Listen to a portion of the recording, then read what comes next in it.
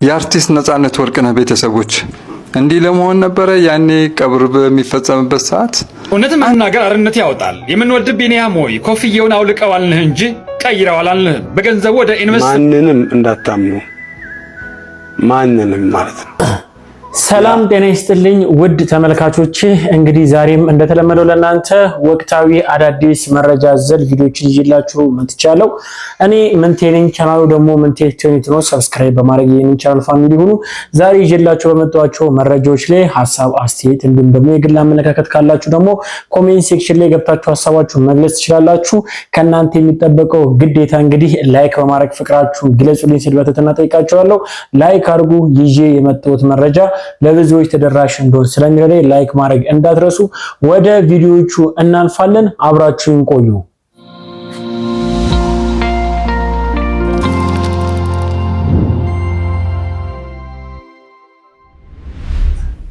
በቅድሚያም ቤተሰቦች አንድ መረጃ ላቀብላችሁ እፈልጋለሁ። ጠቅላይ ሚኒስትር ዶክተር አብይ ለታሪክ ተመዝግቦ ይቀመጥልኝ ያሉት አንድ ጉዳይ አለ። ምንድነው? ቪዲዮ ልጋብዛችሁና ሐሳባችንን እንሰጥበታለን። ጠቅላይ ሚኒስትሩ ምን ገጥሟቸው ነው? ጠቅላይ ሚኒስትሩ ለታሪክ ይያዝልኝ ያሉበት ድንገተኛ አጋጣሚ ብዙዎችን እያነጋገረ ይገኛል። ጠቅላይ ሚኒስትር አብይ አህመድ በገጠር አካባቢ በሚገኝ ወራጅ ውሃ ላይ ሲሻገሩ የሚያሳይ ተንቀሳቃሽ ምስል በማህበራዊ ሚዲያ መድረኮች ላይ ከፍተኛ ትኩረትን ስቧል።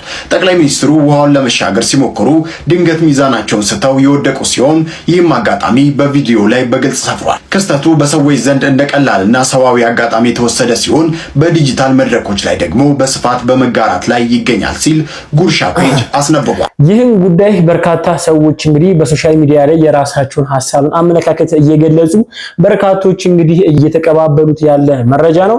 ለዛ ነው ለእናንተም ያቀበልኳችሁ። በዚህ ጉዳይ ላይ ሐሳብ ካላችሁ ኮሜንት ሴክሽን ላይ ግለጹልኝ። ወደ ሌላኛው ጉዳይ ስንሄድ በኢትዮጵያ ውስጥ እንግዲህ የሰውነት ምሳሌ እንዲሁም ደግሞ ሰውን ለመርዳት ሰው መሆን በቂ ነው ብሎ የተናገረው ዶክተር ቢኒያም በበርካቶች ዘንድ ከባድ ትችትና ተቃውሞ ተነስቶበታል። ምንድነው ጉዳዩ? እስቲ ቪዲዮ ልጋብዛችሁና ሐሳባችንን እንሰጥበታለን። እውነትም መናገር አርነት ያወጣል። የምንወድ ቢኒያም ሆይ ኮፍያውን አውልቀው አልንህ እንጂ ቀይረው አላልንህም። በገንዘቡ ወደ ኢንቨስትመንት ግባበት። ቋሚና ዘላቂ የሆነ ተረጃዎችን የሚጠቅም መንገድ ቀይስ እንጂ አመት እየቆጠርክ ልመናውን አጠናክረህ ናልን አላልንህም። እባክህን እስከ መቼ ለመለመን ብቻ አሰብ? ኢትዮጵያ ውስጥ ሀገር በቀል የሆኑ ድሃ አባቶች ሰብስቦ የሚያበላ የሚያሳክም የሚንከባከብ ቢባል ዶክተር ቢኒያም በለጠ እሱ ብቻ ነው። በኢትዮጵያ ውስጥ እንደ ቢኒያም እጅግ ትልቅ ስራ የሰራ ራሱን የሰጠ ሰው የለም። ታሪክ ሁሌም ይዘክራል። እንወድሃለን፣ እናከብረሃለን። አሁን ግን በቃህን። ልመናው ይበቃል። ኮፍያውን አውልቅና እስካሁን የተሰሩ ስራዎችን የመንግስት ኦዲተር ተቀጥሮ ወጪውና ገቢውን ለህዝብ ይፋ አድርግ። እስካሁን የተለመነው እንኳን አዲስ አበባ ያሉ አረጋውያንን ቀርቶ ከኡጋዴ፣ ከሶማሌ፣ ኤርትራ ያሉትን ብንጨምራቸው ከበቂ በላይ ገንዘብ እንደተሰበሰበ እንገምታለን። ወደ ኢንቨስትመንት ግባ። ሁልጊዜ ያችን ኮፍያን አድርገ የሰው ፊት እየመጣ ከምትለምን በተለመነው ገንዘብ ቋሚና ገቢ የሚያመጣ ስራ ብትሰራበትስ? ለምሳሌ ያህል አንደኛ በክፍያ አፎርደብል ኢልደር ኬር ሴንተርስ ብትከፍት። ይህ ማለት ምን ማለት መሰለ? ኢትዮጵያ ውስጥ እጅግ ሀብታም ሰዎች አሉ። እነርሱን በቋሚነት የሚንከባከባቸው ሰዎች ይፈልጋሉ። ስለዚህ እንደዚህ አይነት ማዕከል ቢከፈት በትንሹ የብር ክፍያ ብቻ አገልግሎት ቢያገኙ እነሱ በሚከፍሉት ገንዘብ ድሃው ይረዳል። የመድኃኒትና ጤና ዕቃ ማቀነባበሪያ ቢዝነስ ባለሙያዎችና በጎ ፈቃደኞች ተቀጥረው በቋሚነት የመድኃኒት ማቀነባበሪያ ቢዝነስ ቢከፈት በመላው ኢትዮጵያ የሚገኙ ከሌላ ቦታ መድኃኒት የሚገዙ ሁሉ ከመቄዶንያ በመግዛት በአንድ ድንጋይ ሁለት ወፍ ይባላል። ይሄ ነው።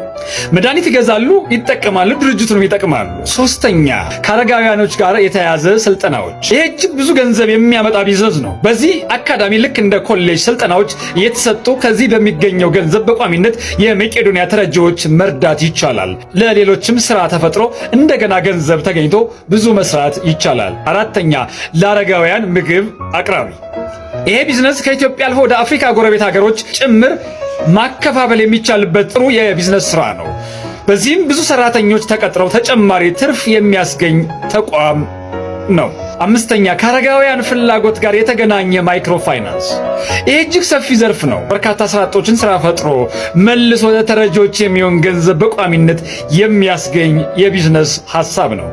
ስድስተኛ የተሻለ የመታጠቢያና የንጽህና አገልግሎት። ይህ በጣም ትልልቅ ላውንደሪ ቤቶችን በመክፈት ቋሚ የልብስ እጥበት አገልግሎት በመስጠት ሰራተኛ ቀጥሮ ሰራተኛውም ስራ አግኝቶ በትርፉ መልሶ አረጋውያንን መርዳት ይቻላል። እባክህ ዶክተር ቢኒያም እስከ መቼ ድረስ እየለመንክና ሰውም እየሰለቸ ልትቀጥል አስብ? ዘመኑ ተለውጧል። ከዘመኑ ጋር መዘመን ጥሩ ነው። አንተም ባለባበስ ተቀየር። ድሃ ጎስቋላ ስለመሰልክ ሰው ይረዳሃል፣ ያዝንልሃል ማለት አይደለም። እኔ ሐሳቡ ተመችቶኛል። ሐሳቡ ከገዛችሁ ሼር አድርጉት።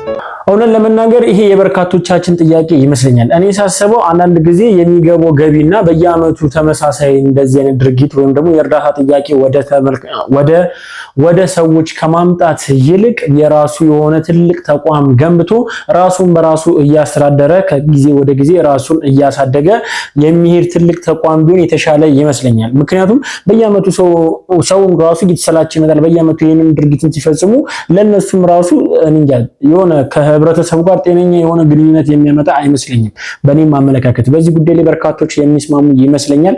እናንተስ በዚህ ጉዳይ ላይ ምን ትላላችሁ? ከዶክተር ቢኒያም ጋር ተያይዞ ሰሞኑን እንግዲህ በርካቶች ሐሳባቸውን እየሰጡበት ያለ ጉዳይ ነው ያመጣሁላችሁ። ሐሳባችሁን ብታጋሩኝ ደግሞ የበለጠ እንወያይበታለን። ሌላኛው ጉዳይ ደግሞ እንግዲህ ከኢትዮጵያ አሜሪካ ድረስ እንግዲህ ያስጓዘው የአዶናይ እንግዲህ ህልም ወይም ደግሞ እቅድ በመጨረሻ ደስ የሚል ምስራች አምጥቷል። በቢል ጌት ፋውንዴሽን እንግዲህ የ27 ህጻናትን እንግዲህ የህክምና ሁኔታ የሚሸፍን ወይም ደግሞ ለ27 የልብ ህሙማን ታዳጊዎች እንግዲህ እድል ተፈጥሮላቸዋል። ምንድነው? ለማንኛውም ቪዲዮውን እስቲ በደንብ ልጋብዛችሁና ሐሳባችንን እንሰጥበታለን። ዛሬ በጣም ደስ የሚል ቀን ነው። 25 ልጆች በቢል ጌት ፋውንዴሽን ሩዋንዳ ሊታከሙ ነው። የልባቸው ቀዶ ጥገና ሊያገኙ ነው። ጋይስ እኔ በጣም ደስ ብሎኛል። ማርያምን ነው የምላችሁ። እንግዲህ ተስፋ ቆርጠን ነበረ ማለት እኔ ነበር ተስፋ የቆረጥኩት፣ ግን ደግሞ መስራቴን አላቋረጥኩም። and I think ይህ ለእናንተ ትልቅ ትምህርት መሆን አለበት። ሁላችንም ሰዎች ነን፣ ተስፋ ልንቆርጥ እንችላለን። ስራችን ግን ማቋረጥ የለብንም። ምክንያቱም ተስፋ ቆርጦ እያለ የሚሰራ ሰው በር ይከፈትለታል። ምንም አይነት በር ሊቆለፍለት አይችልም። በሩ ቢዘጋ ጣራ ይከፈትለታልና 25 ልጆች የሚያክሙ ቢል ጌትስ ፋውንዴሽን ሩዋንዳ ዶክተሮች ተመድበው ሰርጀሪ ለመስራት ተዘጋጅተዋል። በጣም ነው ደስ የሚለው። ወደ $63,000 ደግሞ አሰባስበናል። ገና ደግሞ እነዚህ 100 ልጆች እንደርስባቸዋለን። አንድ ለእናንተ ያለኝ ጥያቄ ስፔሻሊ ለቲክቶከሮች ማለት ነው፣ ድጋፋችሁ ስትጠይቅ እንደ ድክመት እንዳትቆጥሩት፣ እንደ መተጋገዝ እንድታዩ ትፈልጋለሁ። because አውቀዋለሁ የመተጋገዝ አቅም፣ የመተጋገዝ ኃይል። የነገር ብቻዬ ስጀምረው ኦፍ ኮርስ ሰዎች ማስቸገር አልፈልግም። እኔ ራሴ መጨረስ ነው የምፈልገው። የጀመርኩት ነገር I'm so sorry okay የጀመርኩት ነገር እኔ ራሴ መጨረስ ነው የምፈልገው። ተረዳችሁ? ግን ትልቁ የተማርኩት ትምህርት ደግሞ ድጋፍ እንደሚያስፈልገኝ ነው። እንደ አንድ ሰው ድጋፍ የሚጠይቅ ሰው ደግሞ ደካማ ሰው አይደለም። አሁን ብዙ ቲክቶከሮች አላችሁ፣ በጣም ብዙ ሰዎች ደግሞ ይወዷቸዋል እናንተ ቲክቶከሮች። እኔ በበኩሌ 2 ልጆች 3 ልጆች ማሳከም እችላለሁ ብላችሁ ቃል ብትገቡ ቪዲዮ ብትሰሩ እነዚህ 100 ልጆች ባንዴ ማሳከም እንችላለን ማለት ነው። እያሳከምን ያለነው የሰው ልብ ነው፣ የህፃናት ልብ ነውና ትልቅ ስራ ነው ብዬ ነው ማስበው። ቲክቶከሮች ከሆናችሁ የው ጥሪ ያቀርብኩላችሁ ነው ያለሁት። ቪዲዮ ስሩ። 1 ልጅ አሳክማለሁ 2 ልጅ አሳክማለሁ ብትሉ ገና ከ100 በላይ ልጆች ማሳከም እንችላለን ማለት ነው። እወዳችኋለሁ። ቻው ቡም። እንደሰማችሁ ነው አዶናይ ከጊዜ ወደ ጊዜ እጅግ በጣም በርካታ መልካም ስራዎችን እየሰራ ለበርካቶች እየደረሰ ይገኛል። በጣም የሚደነቅ ሊበረታታ የሚገባ ጉዳይ ነው። እንደ ቀልድ አይታይም። ምክንያቱም የ27 ህፃናት ነፍስ ማለት እንግዲህ በጣም ብዙ ነው። 27 ህፃናትና በዚህ ጉዳይ ላይ ብቻ ሲሆን ከ27 ህፃናት በበለጠ በርካታ ህፃናትን ለማዳን እንግዲህ ትልቅ ተስፋና ህልም ይዞ ነው እንግዲህ በአሜሪካ በአሁን ሰዓት ላይ የሚገኘው። እርዳታም እያሰባሰበ በርካታ ዲያስፖሮችን እንዲሁም ደግሞ የተሻለ ህይወት ላይ ያሉትን ባለሀብቶችን እያነጋገረ ለህፃናት ነፍስ ወይም ደግሞ ለህፃናት ጤና እንዲደርሱ የግሉን አስተዋጽኦ እያደረገ ይገኛል። ሊበረታታ ይገባል በአዶናይ ድርጊትና እንዲሁም ደግሞ አሁን ባገኘው ስኬት ላይ ሐሳብ ካላችሁ ብታጋሩን ብዬ ወደ እናንተ አሳለፍኩት። ሌላኛው ጉዳይ ደግሞ አንዲት አርቲስት እንግዲህ ከአይናችንም ከጆሮአችንም እንዲሁም ደግሞ ከጭንቅላታችንም ጭምር ጠፍታለች። ምን ሆና ነው? እስቲ አንድ ቪዲዮ ልጋብዛችሁና ሐሳባችንን እንሰጥበታለን። መቅዲ የጠፋሽ 21000 ካሬ መሬት ላይ የህፃናት ማሳደጊያ ገነባለሁ ብለሽ ብሮቹን ሰብስበሽ እኮ ጠፋሽ። ጭጭ ሙጭጭ አልሽ እኮ መቅዲ የጠፋሽ። ግራ ገባን እኮ ብሩን አንዴ ስካይላይት አንዴ ሲሰበሰብ ነበርና ሴፉ ፋንታውን አልቀረ በምናምን ስታስፋውቅ የነበረው እየተቀየሽ ብሩስ እሺ አንቺ ጥፊ ብሩስ የሰበሰብሽ ብር ምንም ነገር የለም። ዘንድሮ እኮ አርቲስቶች ማለት ነው ይሄ የኮሚሽን ስራ ላይና የእርዳታ ድርጅትን መሰረታለን ያላችሁ የሰው ብር በበዝበዣ ያርጋችሁታልና መቅዲ የበላሽ ጅብ እኮ አልጨዋለ። አረ አሙ በላ እንዳንተ ጅቡ በጎግልም ብንፈልግሽ የለሽም፣ በያይም ብንፈልግሽ የለሽም፣ ጠፍተሻልና መቅዲ የዛሬ በዓል ነው። ያው የበዓል እንግዳ ሰውን ጠይቃለን ብለን ነውና ካለሽበት ወጥተሽ ጭወትሽን ብታስልሚ ይሻላል እኛ ከመጫዋችን በፊት ማለት። አርቲስት መቅደስ ጸጋዬ እንግዲህ ከዓይናችን ከጠፋች ወይም ከተሰወረች በርካታ ጊዜያቶች እየሆናት እየመጣ ነው። 21000 ካሬ ወስዳ እንግዲህ የህፃናት ወላጅ አልባ ህፃናትን ማሳደጊያ ማዕከል ከፍታሉ ብላ በርካታ የገቢ ማሰባሰቢያም እንዳደረገች በርካታ ታዋቂ እንዲሁም ደግሞ ትልልቅ ደረጃ ላይ በህብረተሰቡም እንዲሁም ደግሞ በሰዎች ዘንድ ተቀባይነት ያገኙ በርካታ ታዋቂ ሰዎችን ሰብስባ ገቢ ታሰባስብ እንደነበረ ሁላችንም እናውቃለን። አሁን ላይ ግን ይህን ነገር ከፈጸመች በኋላ ከዓይናችን ተሰውራለች ብሎ በርካቶች ሐሳባቸውን እየሰጡበት ይገኛሉ። በዚህ ጉዳይ ላይ እናንተ ምን ትላላችሁ? በነገራችሁ ላይ ከአርቲስቶች ጋር ተያይዞ እንግዲህ የማጭበርበር ሁኔታ ወይም ደግሞ አርቲስቶች እያጭበረበሩ ነው በሚል መረጃ አሁንም ብዙዎችን እያከራከረ ያለ የፊንቴክ ኢንቨስትመንት ጉዳይ አለ። እስቲ ቪዲዮ ልጋብዛችሁና ሐሳባችንን እንሰጥበታለን። የሰራዊት ፍቅሬ ጦስ ለሰይፉ ፋንታሁንና ለማህደር አሰፋም ተርፏቸው ነበረ። ገና ግን ጉዳዩ ይቀጥላል ተብሏል። ዛሬ የተለያዩ አርቲስቶችና ግለሰቦች ከፊንቴክ ጋር በተያያዘ አካውንታቸው መታገዱ በተለያዩ መንገዶች ይዘገቡ ነበረ። ትክክለኛው መረጃ ምንድነው? አቀርብላችኋለሁ። ፊንቴክ ኢንቨስትመንት እንግዲህ ከተለያዩ ኢትዮጵያውያን ገንዘብ ወስዶ መኪና ያስመጣላችኋል በሚል ያው የውሃ ሽታ ሆኗል። ትናንትና በዛሀበሻ ዜና እንደዘገብንላችሁ በርካታ ዜጎች ገንዘብ የተወሰደባቸው የመንገድ ትራንስፖርት ደጃፍ ላይ ቆመው አንዳንዶቹ እንባቸውን እያወጡ እያለቀሱ ጭምር በጣራ ፀሐይ መንግስት ባለበት ተዘረፍን በሚል ተማጽኖ እያቀረቡ ይገኛሉ። የፊንቴክ ባለቤቶች ለፍርድ እንዲቀርቡ እንደዚሁም ደግሞ ይሄንን ሲያስተዋውቁ የነበሩ ዝናቸውን ተጠቅመው ሲያስተዋውቁ የነበሩ ግለሰቦች ለፍርድ እንዲቀርቡላቸው የተለያዩ ጥያቄዎችን እያቀረቡ እንደሆነ ዘግበንላችሁ ነበር። ይሄን በዘገብን በማግስቱ ዛሬ በተለያዩ መንገዶች እንደተዘገበው የተለያዩ አርቲስቶችና ግለሰቦች ያላቸውን ዝና በመጠቀም ከፊንቴክ ተባባሪ በመሆን የፊንቴክን የሐሰተኛ ማስታወቂያ በማስተዋወቃቸው የተነሳ በእነሱ ተጭበርበናል በሚል ክስ ተመስቶባቸው በፍትሐ ብሔር እየታየ ይገኛልና የእነሱ አካውንት ንብረት መታገዱ መዘገቡ ይታወቃል። ዛሀበሻ ባለው የፍርድ ቤት ማስረጃ መሰረት የሰራዊት ፍቅሬን ጨምሮ የ10 ግለሰቦች አካውንት ታግዶ የነበረ ሲሆን ከመጋቢት 7 ጀምሮ ደግሞ እንዲነሳ መደረጉን በፌዴራል የመጀመሪያ ደረጃ ፍርድ ቤት ሬጅስትራር ሰላማዊት ስም የወጣው ደብዳቤ ያመለክታል። ስለዚህ ሰራዊት ፍቅሬን ጨምሮ የተከሰሱ አካውንታቸው እንደገና ቢለቀቅላቸውም እነሱ ግን ዳኛዋ ግን ጉዳዩን እመለከታለሁ ብላለች። በህዝቡ በእነሱ ማስታወቂያ ተታሏል አልተታለለም የሚለውንና ህዝቡ ደግሞ ያቀረበውን ክስ ዳኛዋ አከታተላል ብላለች። ለጊዜው ግን የአካውንታቸውን መታገድ መነሳት የሚያመለክት ማስረጃዎች አግኝተናል። በፌዴራል የመጀመሪያ ደረጃ የፍትሐ ብሔር ክስ የቀረበባቸውና ንብረታቸው ታግዶባቸው መጋቢት 7 የተለቀቀላቸው አንደኛ ፊንቴክ ኢንቨስትመንት ግሩፕ፣ ሁለተኛ አቶ ዳንኤል ዮሐንስ ኢየሱስ፣ ሶስተኛ አቶ ግርማይ ገብረ ሚካኤል ይደጎም፣ አራተኛ አቶ አስግድ እያሱ ለብሶ፣ አምስተኛ ሰራዊት መልቲሚዲያ፣ ስድስተኛ አቶ ሰራዊት ፍቅሬ ዋህርካ፣ ሰባተኛ አብርሃም ግዛው ኢንተርቴይንመንት፣ እንደዚሁም ስምንተኛ አብርሃም ግዛው ራሱ፣ ዘጠነኛ አባይ ቲቪ፣ 10ኛ ናሁ ቲቪ፣ 11ኛ ሪፖርተር ጋዜጣ፣ 12ኛ ይገረም ደጀኔ አስቴር፣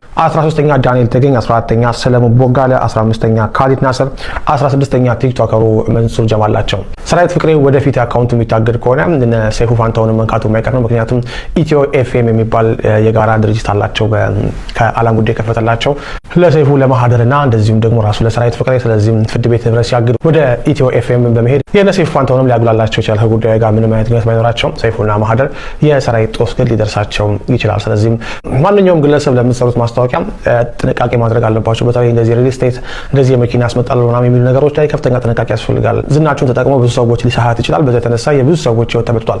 ትናንትና በነበረው ሰላማዊ ሰልፍ ላይ ሲናገሩ የነበሩት በዚህ የተነሳ ስትሮክ የታመመ ሰው አለ፣ በዚህ የተነሳ ብዙ በሽታ ውስጥ የወደቁ ሰዎች አሉ፣ እርጉዝ ያስወለዳ ሴት አለች፣ ብዙ ነገር ነው በደል የደረሰባቸው ሰዎች እየተናገሩ የሚገኙ። ስለዚህ ይሄ ነገር ጦሱም ለሌሎች ለስራ ባልደረቦች ለሼር ሆልደሮች ሊደርስ ስለሚችል ማስታወቂያ የምታስተዋውቁ ሰዎች ጥንቃቄ ማድረግ ይገባቸዋል።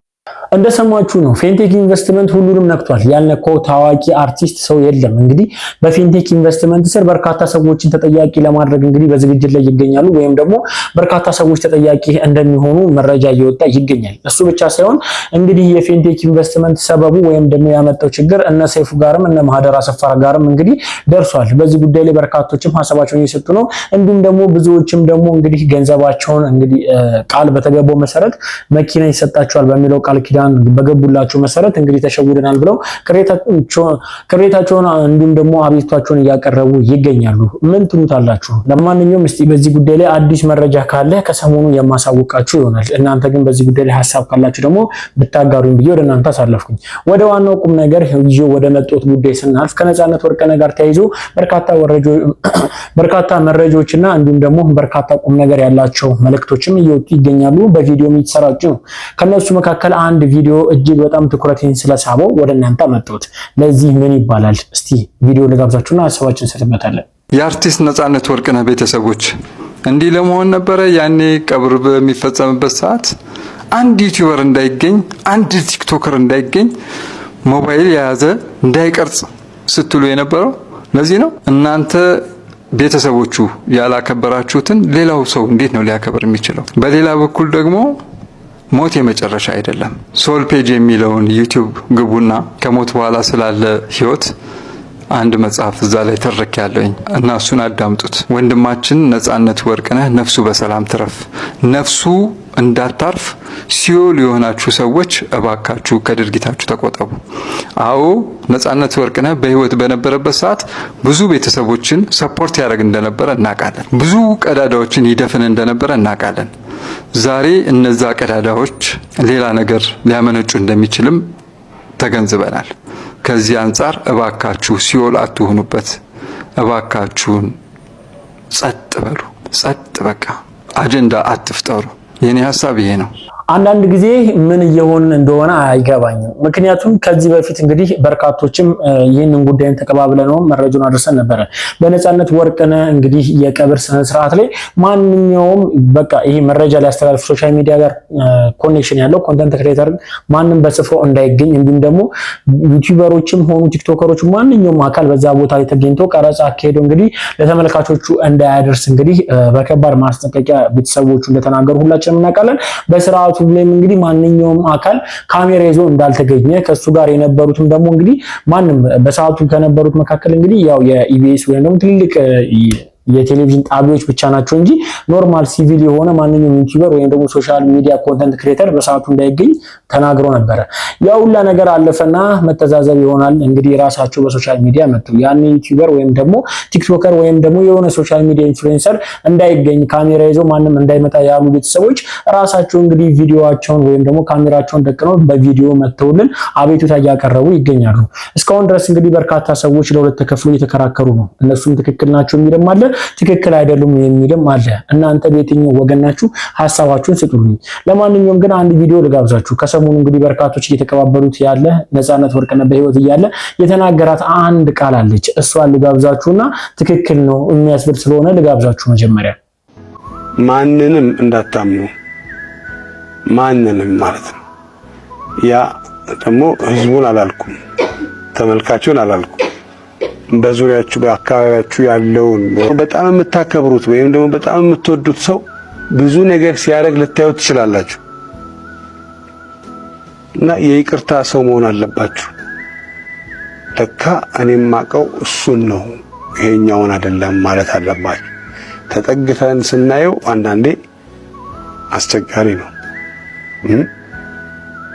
እንደሰማችሁት ነው። ነጻነት ወርቅነህ በህይወት በነበረ ሰዓት እንግዲህ እቺን ቃልን ተናግሯል። ወይም ደግሞ እንግዲህ ኢንተርቪው በሚደረግበት ሰዓት እቺን ሐሳብን ሰጥቶ ነበረ። በርካቶችም እጅግ በጣም በመገረምና በመደነቅ እንግዲህ እቺን ነገርን የህይወቱ ወይም ደግሞ ያለበት የህይወት ውጣ ወረድን እየገለጸ ነው ብለው ሐሳባቸውን ሲሰጡ ነበረ። እውነት ለመናገር ስሜቱንም ስናየው በፊቱ ላይም የሚነበብ ጉዳይ ነው። ሁኔታውን ስንረዳ እንግዲህ በችግር ውስጥ እንዳለፈ ወይም ደግሞ በጓደኛም ይሁን በቤተሰብም ከባድ የሆነ በደል እንደደረሰበት ከንግግሩ መረዳት እንችላለን። ከዚህ ጋር ተከትሎ በርካቶችም ሐዘናቸውን እየገለጹ የበለጠ ሐዘናችን የጨመረ ቪዲዮ ነው ብሎም እየተቀባበሉት ይገኛሉ። እናንተ ስለዚህ ቪዲዮ ምን ትሉታላችሁ? ሐሳባችሁ ስጡበት። በተጨማሪም ደግሞ የነጻነት ሰራተኛ ወይም ደግሞ በነጻነት ቤት ውስጥ በሰራተኝነት አገልግያለሁ ያለች አንዲት እንስት በርካቶችን እያነጋገረች ትገኛለች። እስቲ ቪዲዮ አልጋብዛችሁና ሐሳባችንን ስጡበታለን። ሰላም ብያለሁ። እሺ ቀጥይ።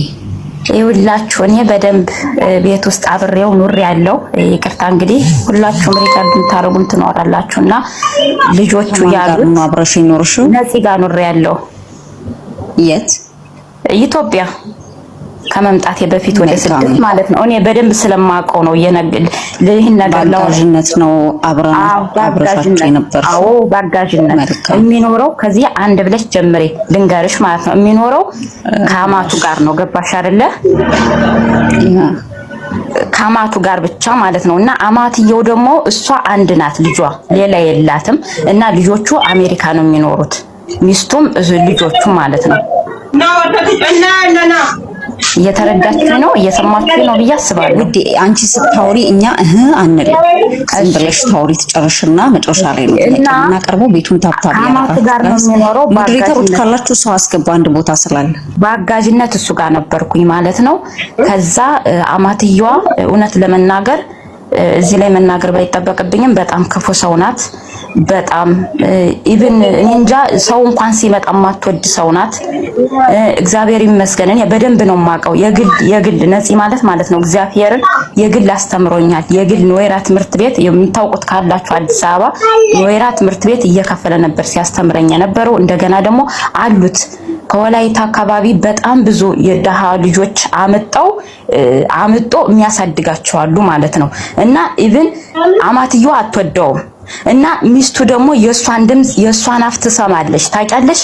ኢቭን ደስተኛ አይደለም ልጅ እህቶቹ ያሉት እኔ በደንብ ስለማቅ ነው ገብቼ ማለት ነው። እህቶቹ ያሉት ትክክል ነው፣ ምንም ጥፋት የለባቸውም። ለምን እኔ በደንብ ስለማቅ ማለት ነው። ስለነዚህ የመጨረሻ የዋህ ነው፣ ምስኪን ነው ባለው ነገር ኢቭን እንደተባለው እንኳን እዚህ እየሰራ ነው ወደዛ የሚልክ ብር ማለት ነው። አዎ ውዴ እና ምልክቱ እንደውም ልንገርሽ አዲሱ ገበያ ተከራይቶ ነበር የሚኖረው። አዲሱ ገበያ ማለት ነው ተከራይቶ ነበር የሚኖረው። አንድ ኢቭን ይሄኛው ልጁ እንኳን መካከለኛ ላይ ለምሳሌ የስንት ዓመት ልጅ ልበል ከዛ ነው ወደ አሜሪካ ሄደው እንጂ እኔ ነበር ሲይዘው የነበረው ማለት ነው። ከዛ ተጀመረለት ወደ አሜሪካ ሄደ። ከስንት ዓመት እስከ ስንት ዓመት እነሱ ጋር ቆየሽ? ከስንት ዓመት አረበላት እስከ ስንት ዓመት? አይደለም እንዳይጋጭባት ጋይስ፣ እንዳይጋጭብሽ ጎንደሬዋዬ ስምሽን ብትነግሪኝ የተሻለ ነው። እንዳይጋጭብሽ ግን መጀመሪያ አሁን አይደለም አሜሪካ ከመሄዱ በፊት እያልሽን ነው። ከዛ ደግሞ ልጆቹ አንቺ አሜሪካ አይደለም የሚኖረው እዚህ በነበረ ሰዓት። አዎ እሱ አሜሪካ አይደለም። ጥያቄ ካለ ጋይስ አይሆንም አይባልም። እኛ ቤት ብዙ ሰዎች ይመጣሉ እንግዲህና እስቲ ታውራና ከዛ ጥያቄዎቻችን እንጠይቃለን። ውሸትን ከሆነ የምታፍረው እሷ ናት። ችግር የለም ጋይስ ተዋጣው። ይሄን ሀቢቲ ይሄ ስለማቅ ነው አና ባርፍ እንት ማትከዝቢን ሀቢቲ ማሻአላ ለቂ ቀጥ ከዛ በቃ ኢቭን እኔን እንኳን የግል ስማር ማለት ነው በርቺ አይዞሽ ምናምን እያለ ነበር ሲያስተምረኝ ነበር። በአሁን ሰዓት አንቺ ገና ልጅ ነሽ እንደዚህ ነገር ወንድ አትመኝ ምናምን ይለኛል ማለት ነው።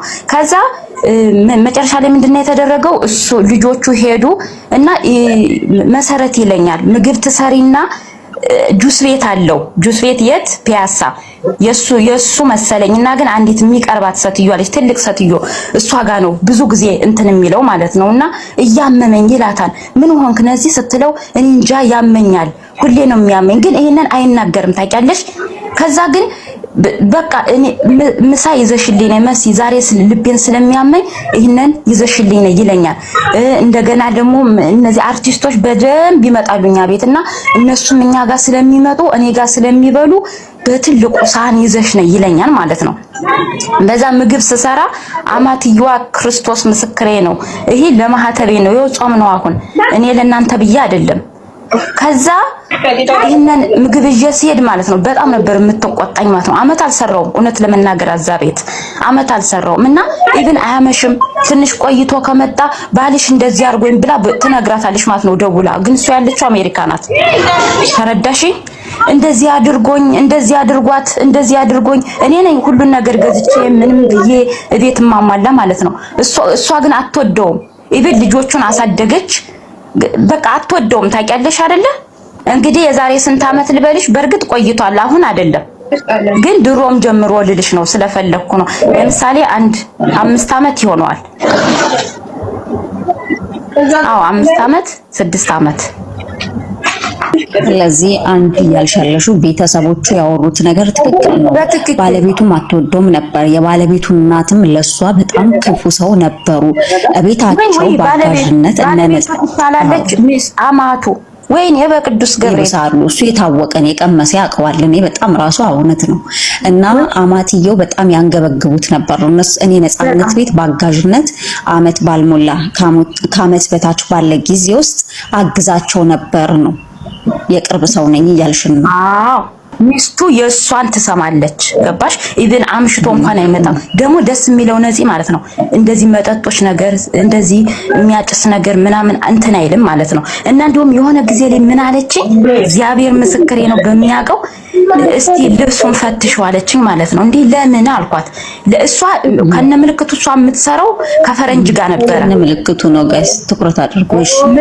እሷ የምትሰራው ከፈረንጆች ጋር፣ ፈረንጆች ምን እንደሆነ አላቅም፣ ከፈረንጆች ጋር ነበር እየሄደች የምትሰራው እና ጧት ወጣ ማታ ነው የምትገባው። ማታ ስልሽ ለምሳሌ 9 ሰዓት ምናምን እንደዛ አካባቢ ማለት ነው። እና ኢቭን ሁሉን ነገር ማስተካከል እኔ ነኝ። ባለቤት ኢትዮጵያ እያለች ነው የምትይው? ባለቤቱ ኢትዮጵያ እያለች? አዎ ኢትዮጵያ ቤቱ አሜሪካ ናት። አማቱ ጋር ነው የሚኖረው እሱ እያልኩሽ እንኳ ነው። አማቱ ናቸው እንጂ የነፃነት ባለቤት ቤተሰቦች እንግዲህ በርካታ ትችት በተለያየ አቅጣጫ እየመጣባቸው ይገኛል። አሁን ደግሞ ይሄ ትችት ደግሞ ከሰራተኛዋ እንደሰማነው ከሆነ በነፃነት የባለቤቱ እናት ላይ በከፍተኛ ሁኔታ ያነጣጠረ ይመስለኛል። ስለ ሴትዮዋ ሁኔታ ወይም ደግሞ ጥሩ አለመሆኗን እንግዲህ ቃለ በቃል የተናገረችው መሆኑን በጆሮአችን የሰማነው ጉዳይ ነው። ከዚህ ጋር ተከትሎም እንግዲህ በርካቶችም ትክክል ነው ሴትዮዋን የሚያውቋትም የማያውቋትም እንግዲህ ሀሳብ እየሰጡበት ይገኛሉ። እኛ ግን እንግዲህ ስለ ሴትዮዋም ሳይሆን ስለማንም ሳይሆን ነፃነት በህይወት ውስጥ እንግዲህ በርካታ ውጣውረዶችን አሳልፎ እንዲሁም ደግሞ ከዚህ ቻለም ሲሄድ እንግዲህ ሳይጨርስ የሄዳቸው በርካታ ስራዎች እንዳሉ ያሳውቃል። ለማንኛውም ግን እኛ አንድ ነገር ማለት አለብን። ነፃነት ወርቅነህ እንግዲህ ሰው ነው። ሰው እስከሆነ ድረስ ሰው ሆኖ የማይሞት የለምና እሱም እንግዲህ ከዚህ ቻለም ድካም እስከ ወዲያኛው አሸልቧል። ስለዚህ ነፍሱ በሰላም ማረፍ አለባት። እንደዚህ አይነት ትችቶች፣ እንደዚህ አይነት ንግግሮች እስከ ወዲያኛው ሊቆሙ ይገባልና እኔ ከዚህ ጋር ነፍስ ይማር ለነፃነት እንግዲህ ይሄ ነገር እስካሁን ድረስ እየተደረገ ያለው ነገር አይገባውም ከሚሉ ሰዎች መካከል እኔ አንዱ ነኝ። ለማንኛውም ሀሳብ ካላችሁ አጋሩኝ። ቤተሰቦች እስካሁን ድረስ አብራችሁኝ ስለቆያችሁ ከልብ አመሰግናለሁ። ለዛሬ ይዤላችሁ የመጣኋቸው ቪዲዮዎች ይመስላሉ። በቀጣይ ቪዲዮ እስክንገናኝ ሰላም ቆዩልኝ። እወዳችኋለሁ።